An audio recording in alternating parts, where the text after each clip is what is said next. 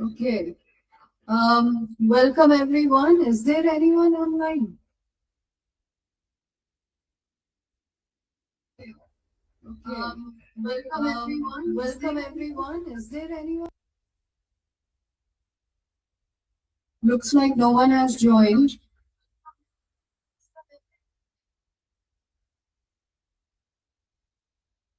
Looks like no one has joined. Two are waiting. उनको entry देना है. Two are waiting. उनको entry देना है.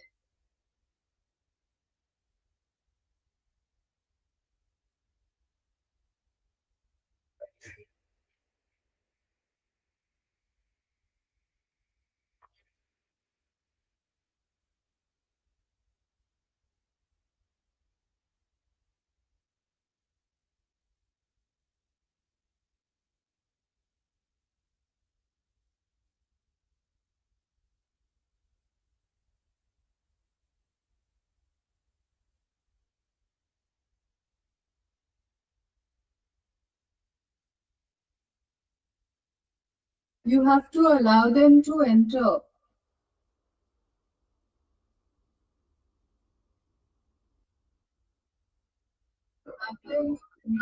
Acha, so it's just you and me. Okay, fine. So I'll wait until someone joins. Acha, so it's just you and me.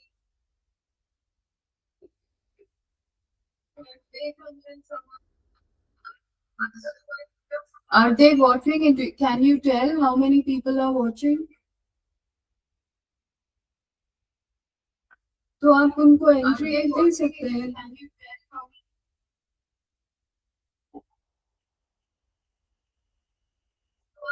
Okay. All right, then I'll start my welcome. So, welcome to those of you who are watching this live session. All right, then I'll start my welcome. So, welcome to those of you who are watching this live session. I've done it. I've done it. Those of you who are watching, please post your questions either in the Google Sheet or in the chat box on YouTube.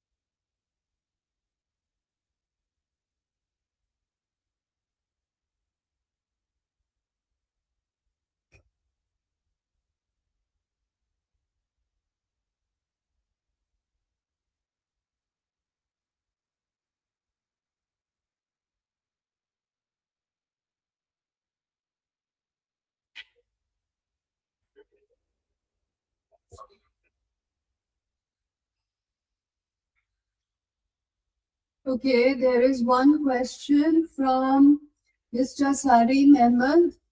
he wants to know if we will get multiple choice questions in the exam. And think uh, I think yes, most of the questions in the exam are going to be either multiple choice or multiple select.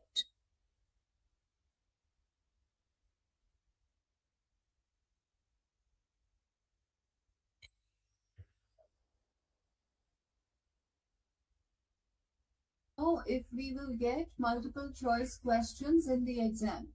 And think uh, I think yes, most of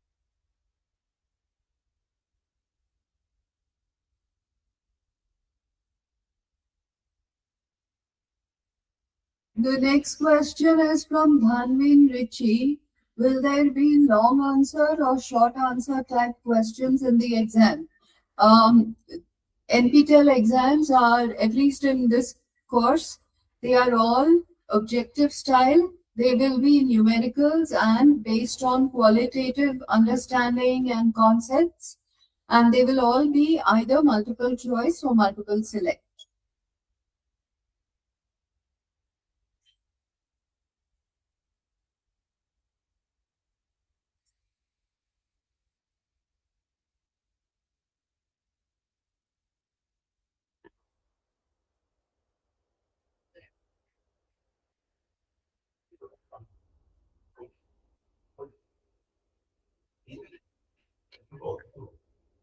There was one question in the Google Sheet from uh, N. Hajara Bibi. Has she joined?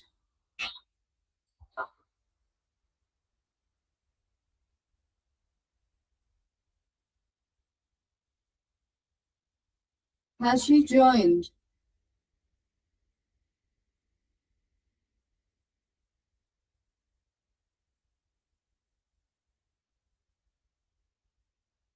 Yeah.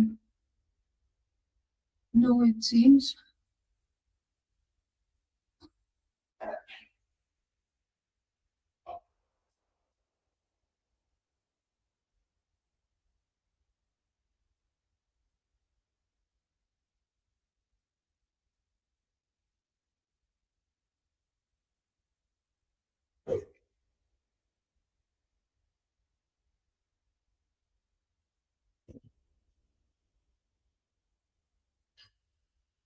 Akansha Jaria has asked a question.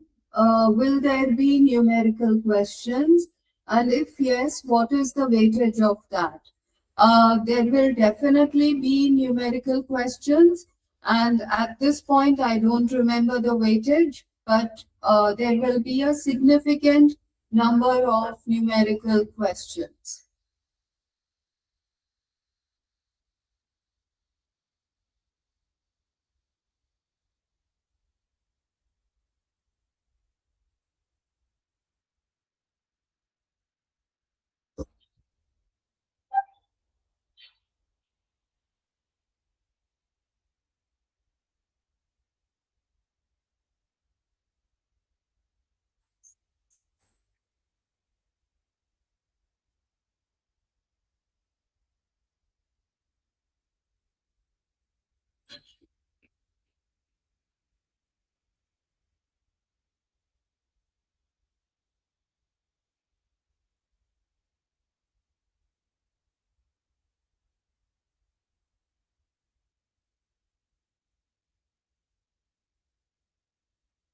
Akansha, your next question is how many MCQs will be there?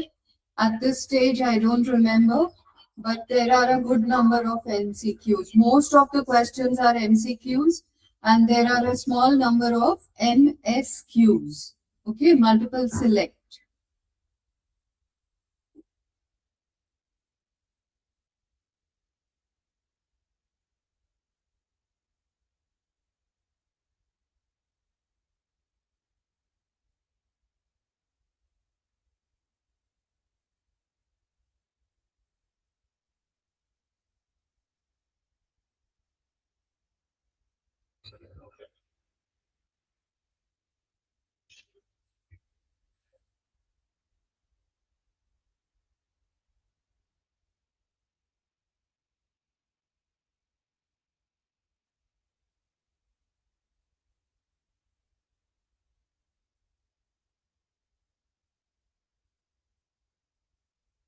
Akansha, your next question is 2 marks MCQs or MSQs will be there or 1 mark each. Again, the issue is that both types of questions will be there. We generally have higher weightage, which means 2 marks for numerical questions, and for concept-based questions, it's 1 mark.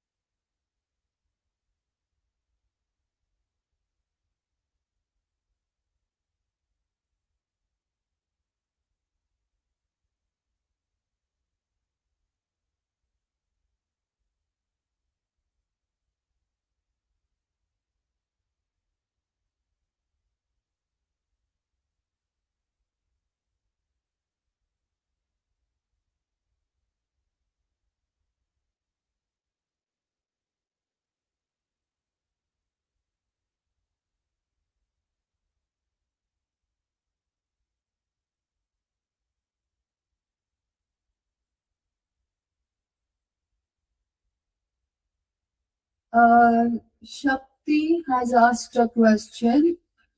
Good afternoon, ma'am. Is lecture material enough to be able to answer all the questions in the final exam? I would say no. You should definitely refer to the recommended textbooks.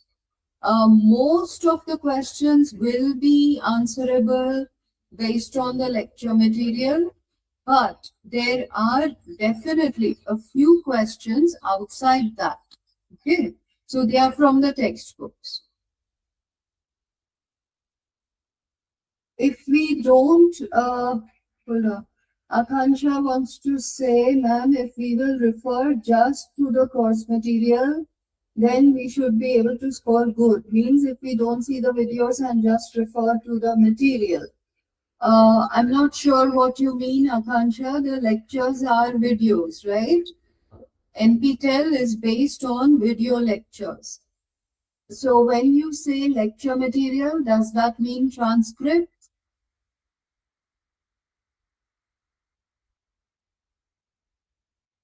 In any case, it should be okay. Whether you're referring to the transcript or the video lecture, it should be okay. But the video gives you both audio and graphic material, and the transcript does not give you everything. It does have the graphic material as well.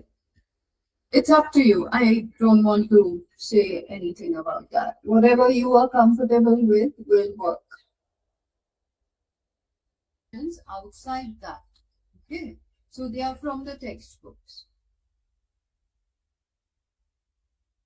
If we don't,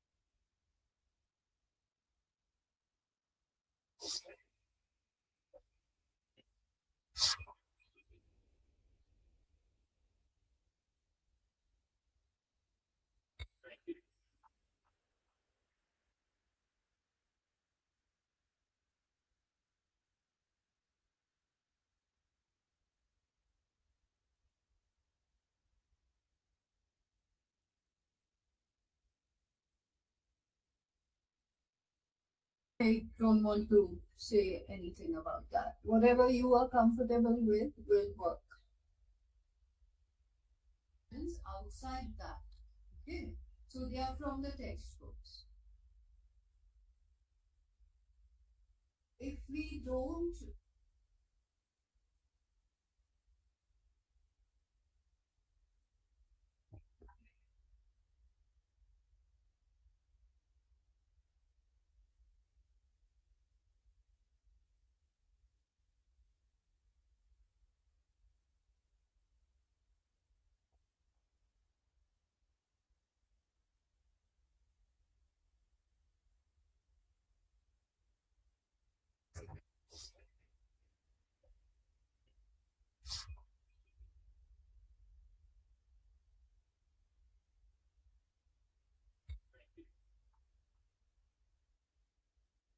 Akansha wants to know if I can give her some tips to study the whole course in these few days.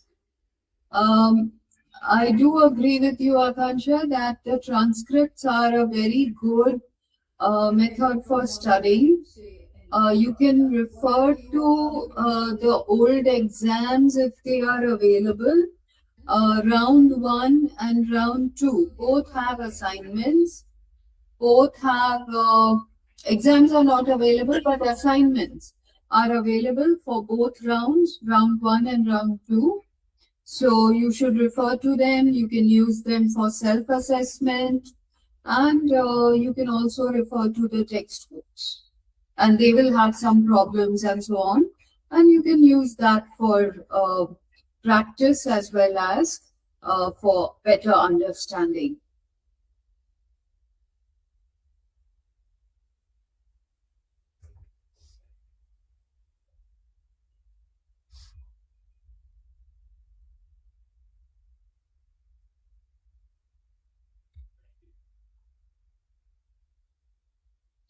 Akansha wants to know if I can give her some tips to study the whole course in these few days.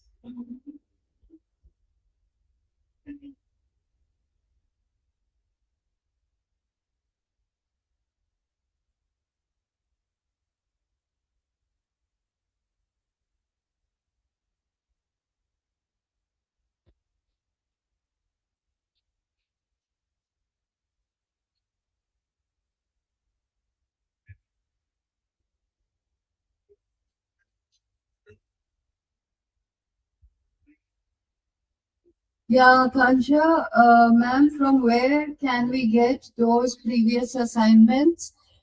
They are available on the NPTEL website. I think you should be able to access it. I'll tell you. Uh, yeah, there is an NPTEL. So if you are using Google as your browser, you can type NPTEL Environmental Science, Goel or Professor Chowdhury, any one of our names, and 2024. And then you will get some options. In the second option, I think you will get statistics for the course. So you click on that and you will be able to, I think you'll be able to access the assignments. Just check and let me know. I'm also checking right now.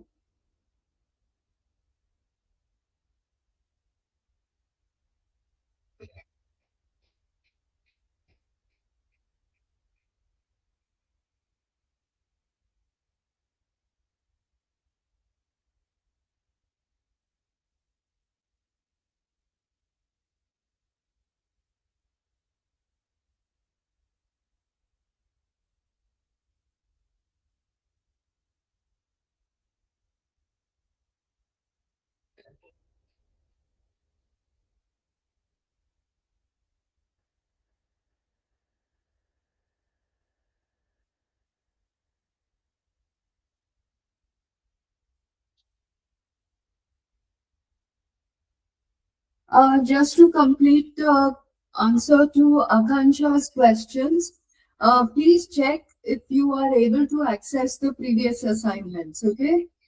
Moving on to the second question, we have Sarjan Singh. Um, Thank you, ma'am and sir, for the wonderful lecture series covering various aspects of environmental science and engineering. It was an incredibly informative series for anyone curious about the field.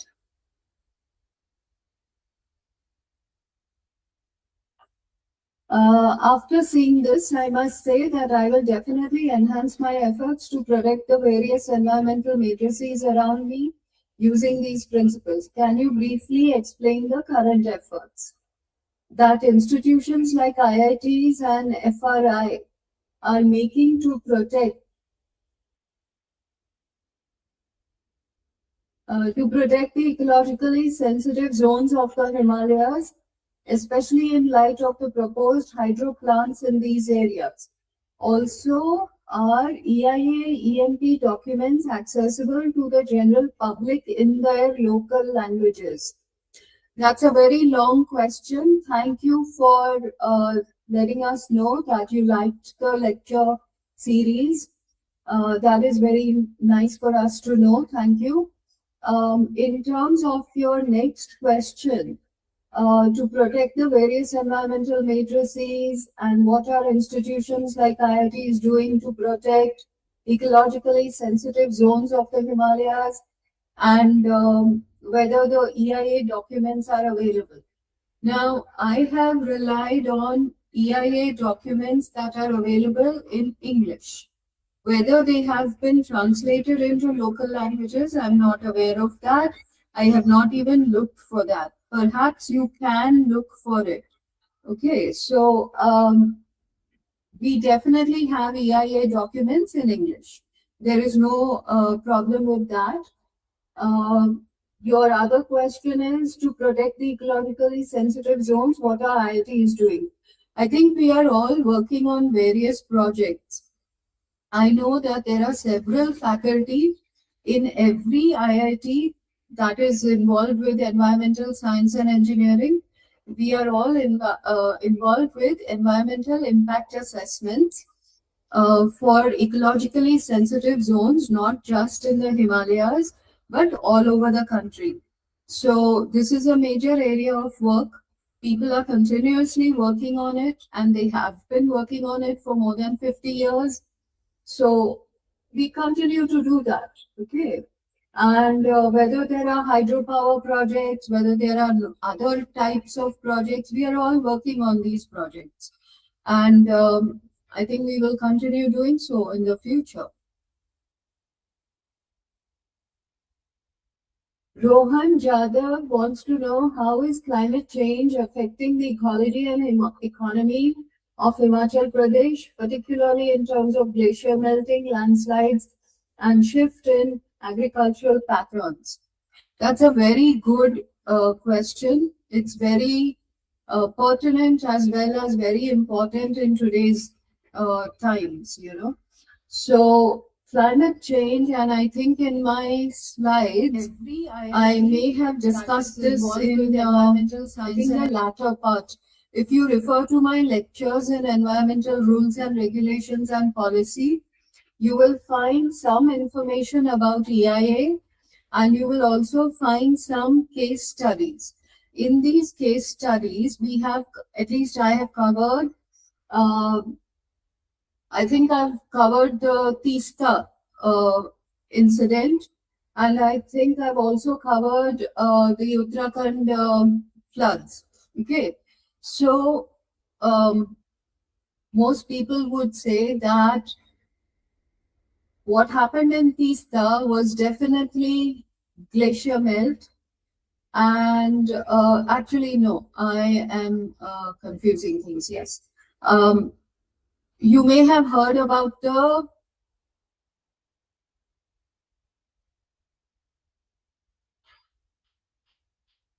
Okay, let me rephrase that.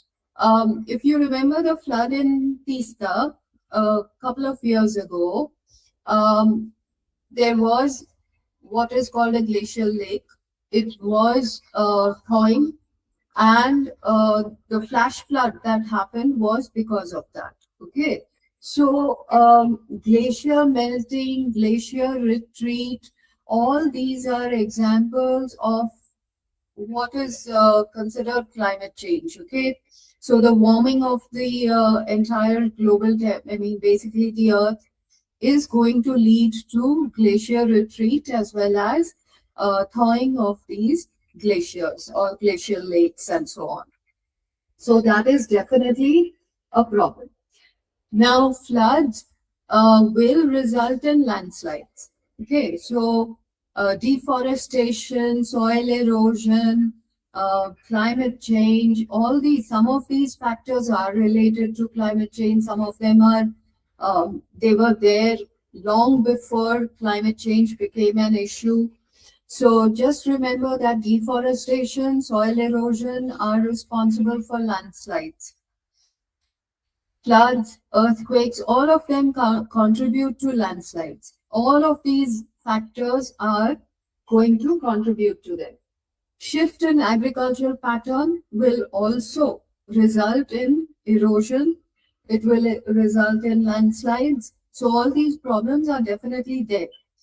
How much of it is related to climate change is difficult to quantify, but at this point, I can say very strongly that climate change is considered to be an absolute truth at this point. There is sufficient evidence to show that it is happening. There is there's no doubt in most people's mind anymore. There was some doubt maybe 30 years ago, but not anymore. There is a lot of evidence now to show that climate change is a real phenomenon. I hope this answers your questions.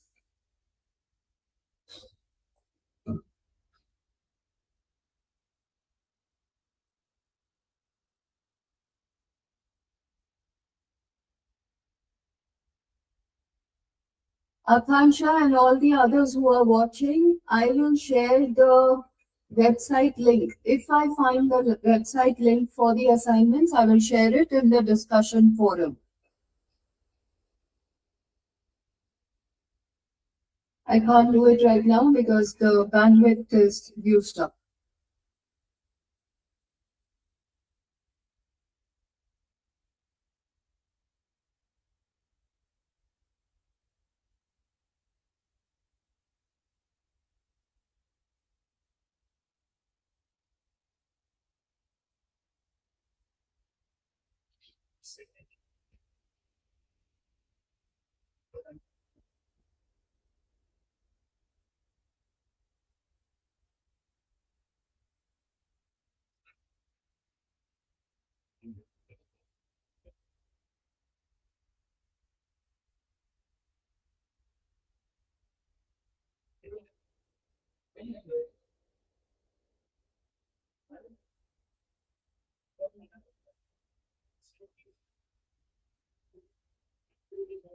Rohan Yadav, inclusion of the Himalayan region under the sixth schedule of the Indian Constitution helps protect its unique tribal culture, natural resources, and ecological balance amidst increased development. That's true. Yeah.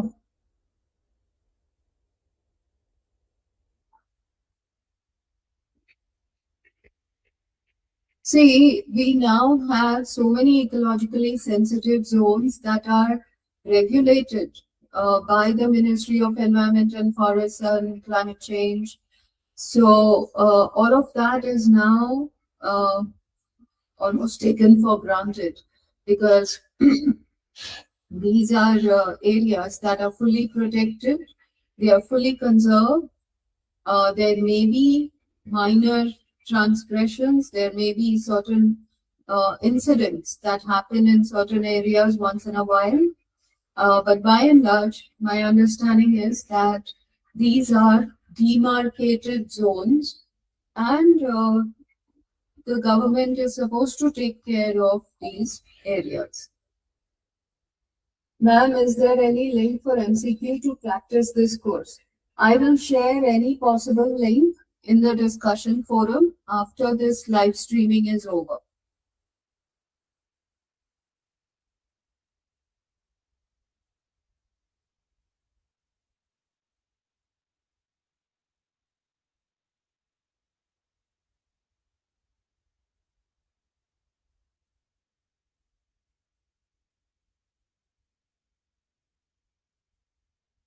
Just remember, Neelu Gupta, you wanted to know this. Just remember to practice all the assignments, look at all the solutions. And I just previously mentioned to Akansha that if you can access round one assignments, I don't know if they are accessible or not, but if that is possible, then that gives you one more set of assignments to work on.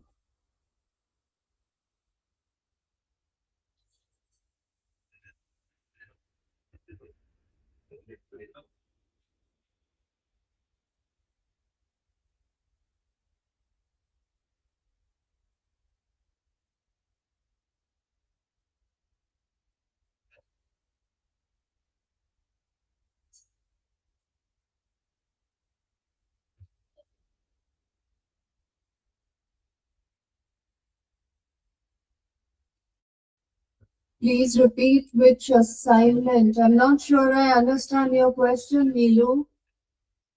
Uh, I don't understand what your question is about. Which assignment means all assignments, right? Your exam has assignments for each week. So you have 12 assignments that you can use for practice. That is one set. And what I meant is that this is our second round. So I'll let you know. I'll let you know more if I find this information.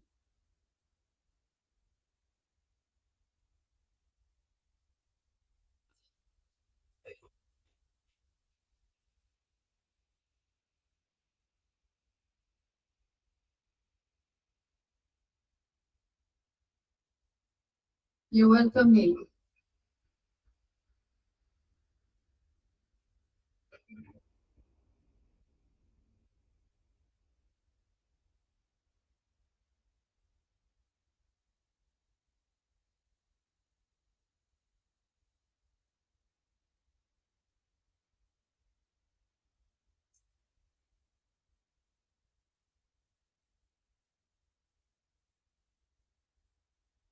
Rohan Yadav is asking if sixth schedule can protect eco-sensitive zone, then why is government not pushing it to be implemented? Rohan, I think that the government is trying to implement it. Like I said, there may be minor transgressions in many areas and over a period of time, and they always become part of the media and so on. So there's a lot of discussion about many of these issues.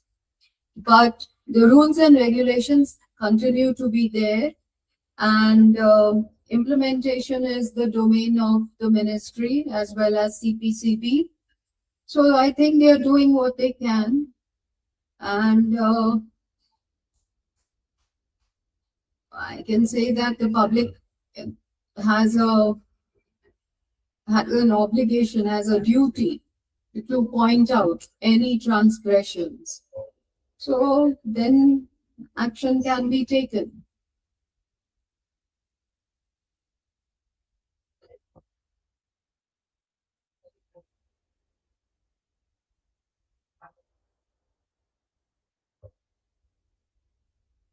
Akansha, you have said, ma'am, they are not accessible. If you can, please share that. I will do that. I will also have to check on whether they are accessible or not. If they are accessible, I will let you know. It will be in the Q&A session on the website, and I will share the link. You're welcome, Rohan Yadav.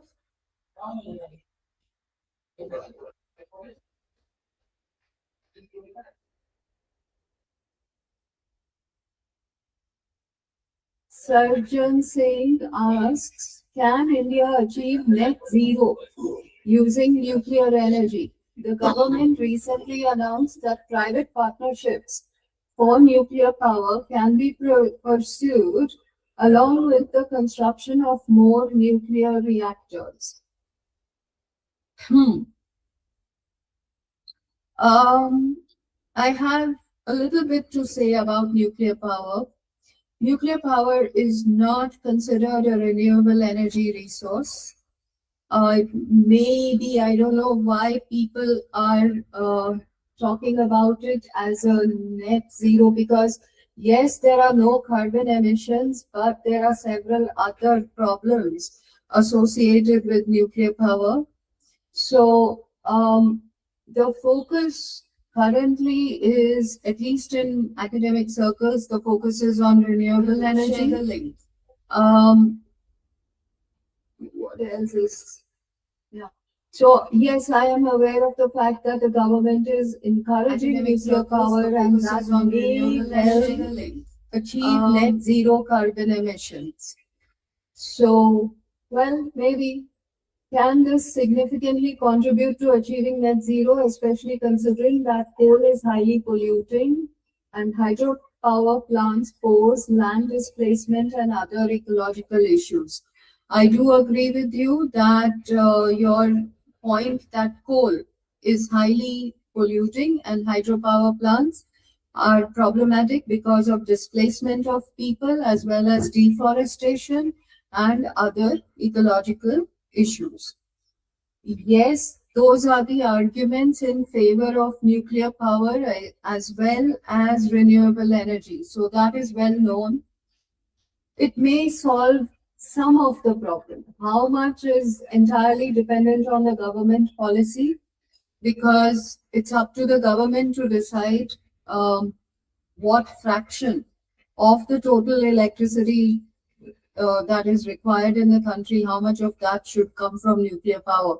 It is a feasible factor or an option, yeah.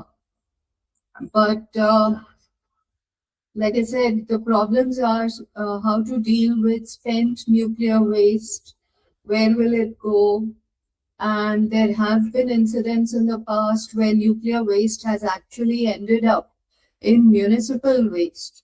And there have been problems about all that. So I have some issues about that, but it, to answer your question, net zero is possible using nuclear energy or power. Yeah.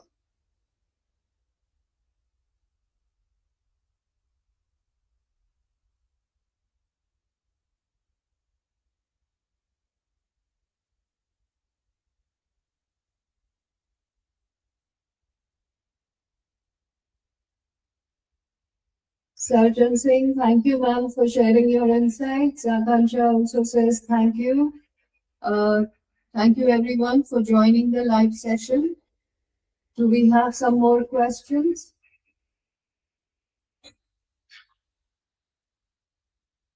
Yeah. Rohan Yadav wants to know India's carbon emission per capita is 1.9 metric tons per year, while the US is 14 metric tons per year. They are,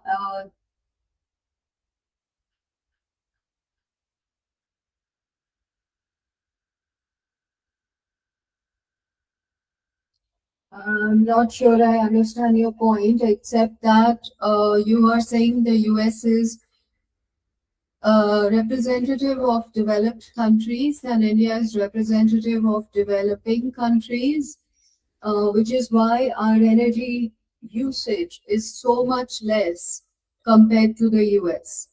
Also, keep in mind that the US and other developed countries have moved to renewable energy in a big way, far bigger than what India is doing. Today, India is dependent for electricity. 75% of the electricity is coming from coal-based thermal power plants. Our coal is also being imported from other countries like Australia. So we should be focusing on renewable energy. We should reduce our dependence on coal, because our dependence on coal is not good for the nation and it's not good for carbon emissions. So we are not going in the right direction. We need to reverse direction and we need to put more emphasis on renewable energy.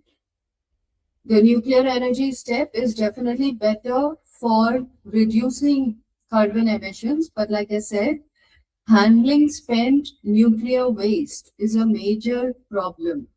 And there have been lapses by the government in the past, and these lapses can be very, very expensive for the nation in terms of security, both energy security and security at the general level. Yes.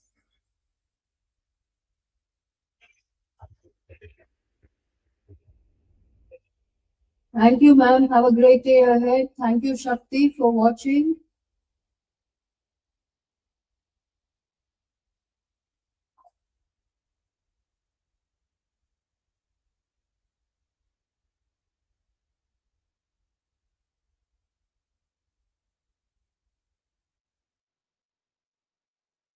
I just want to add a few more points about developed versus developing countries. I have said it in my lectures, but I need to emphasize this a little bit more.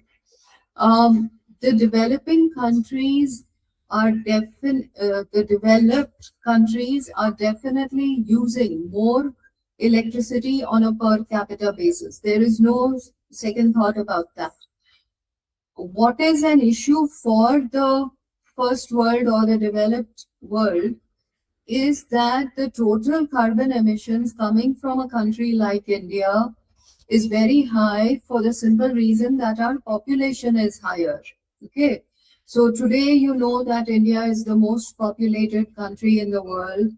And even though our per capita emissions are very, very small compared to the developed countries, it is a sizable amount for the country as a whole. Okay.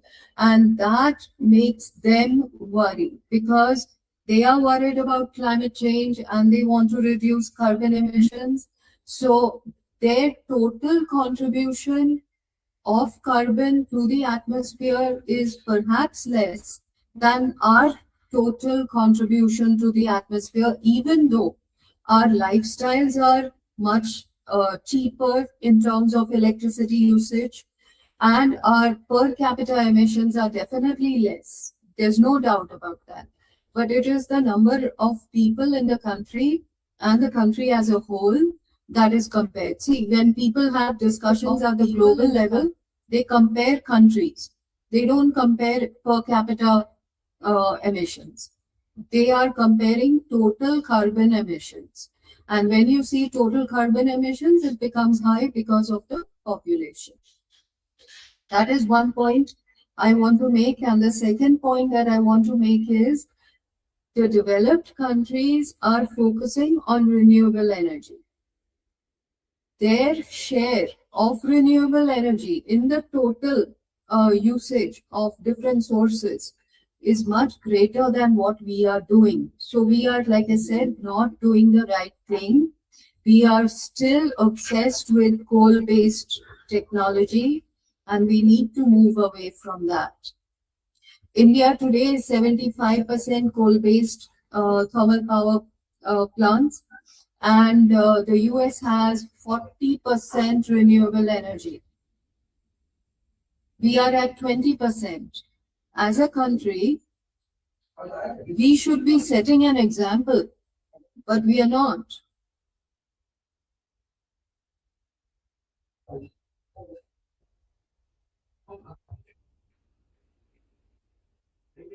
So, this is what I wanted to say about renewable energy. Just keep that in mind. Today, solar energy, wind energy, so many other forms of renewable energy are accessible at the individual level. So I think we need to move in that direction. Yes.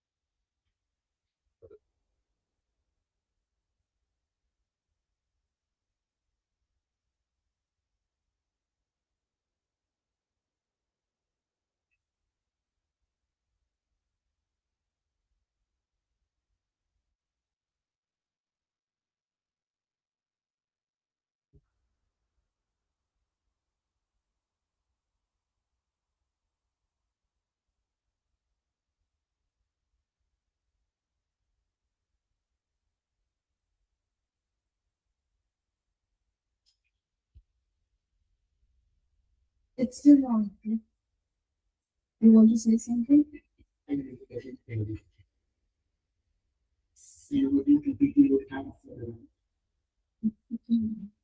Still.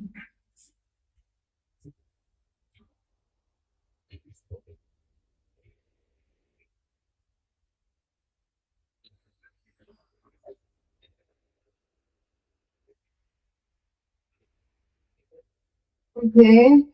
Rohan Yadav says, is there an underlying agenda among developed nations to impose net carbon emission limits on developing countries like India, given their own historical emissions and development status?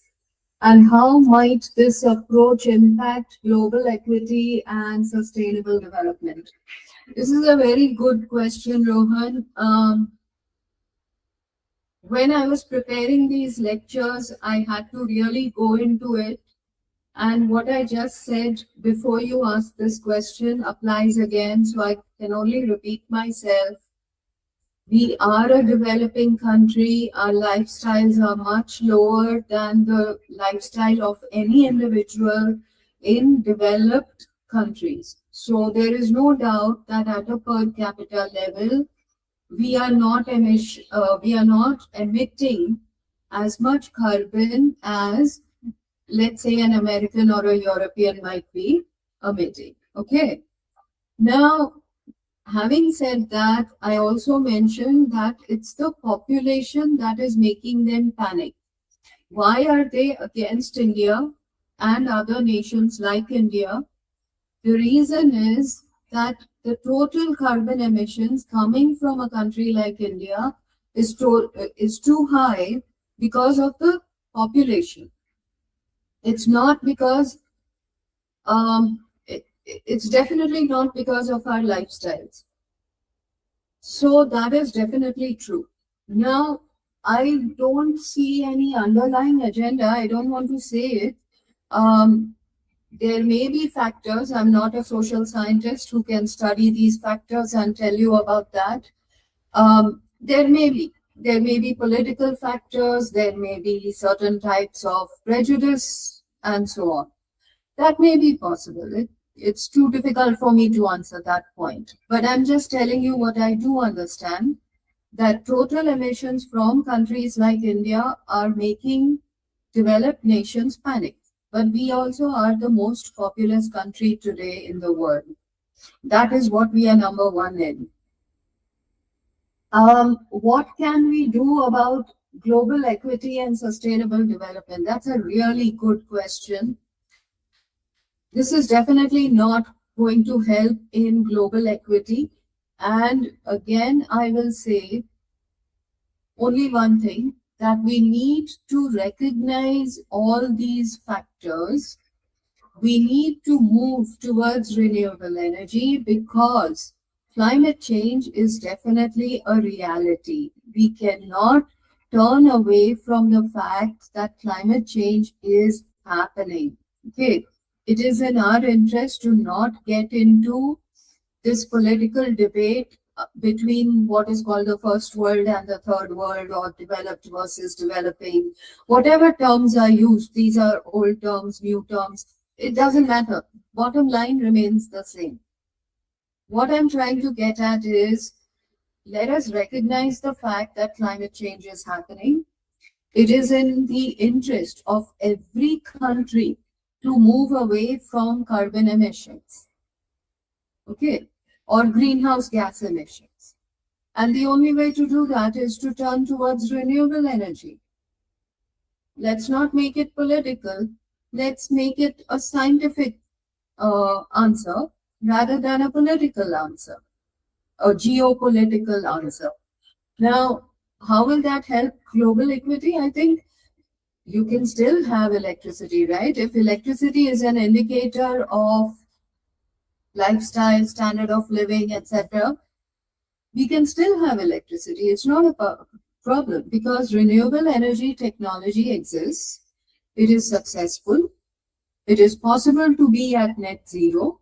People have achieved net zero by now, at least at the individual level as well as in certain clusters. So it's not a problem. Okay, we need to work on it and we need to move away from this them and us kind of debate. It is not necessary for us to do that. We need to recognize the science rather than the politics. Okay. So, I mean, let me put it very clearly that I would rather have renewable energy than coal based energy. That's all I want to say. And it doesn't matter whether it's a developed country that is saying this or any other country.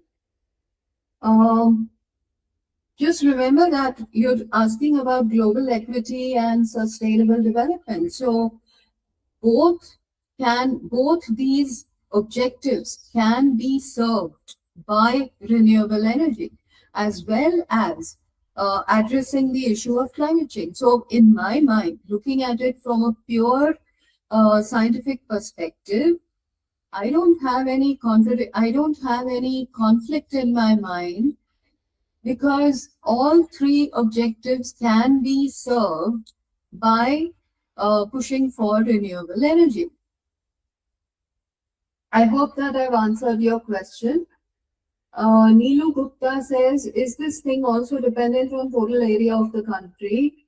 In comparison to other countries, India has less space, but Russia, Canada, US also have much population, and they also depend on non-renewable. I think she means non-renewable energy. Neelu, I do agree that they have more area, they have more space. But like I said to you, I can speak about, I have included it in my lecture. The US is what I know. I don't know the figures for Russia and Canada.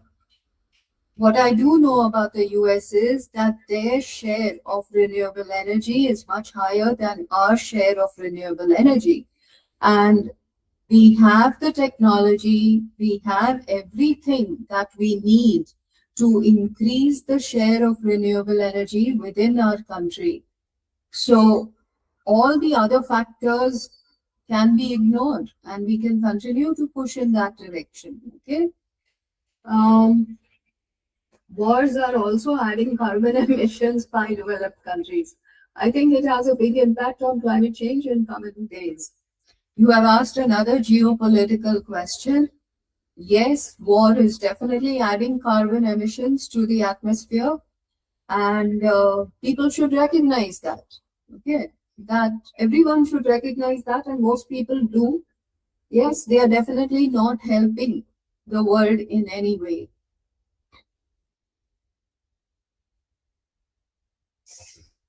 That's for sure. Yeah.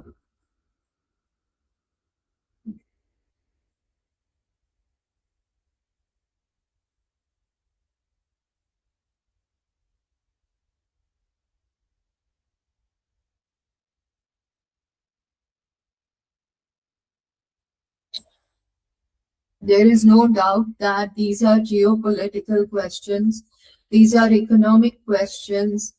Uh, Most people who make these decisions are thinking along these lines. How many of them are thinking along the lines of climate change? I'm not sure. Um, the other two factors are much more important from a national perspective for any nation. So, yes, we need to keep these points in mind as well.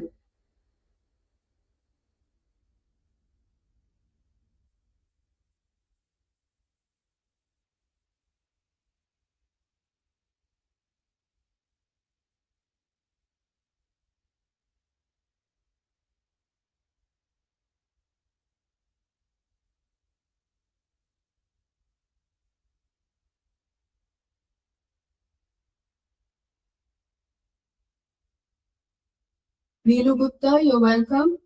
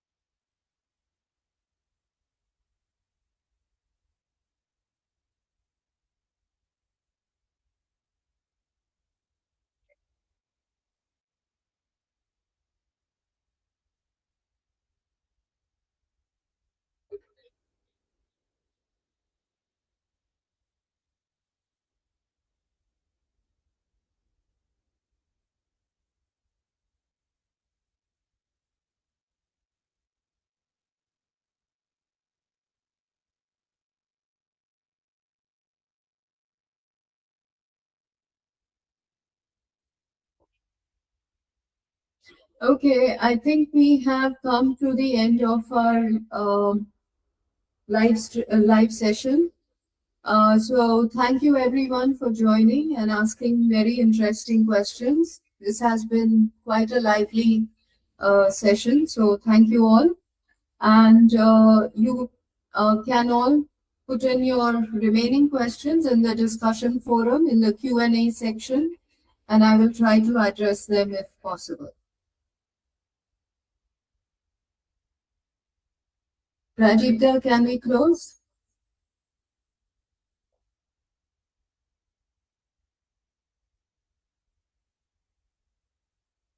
Yes, thank you. You're welcome.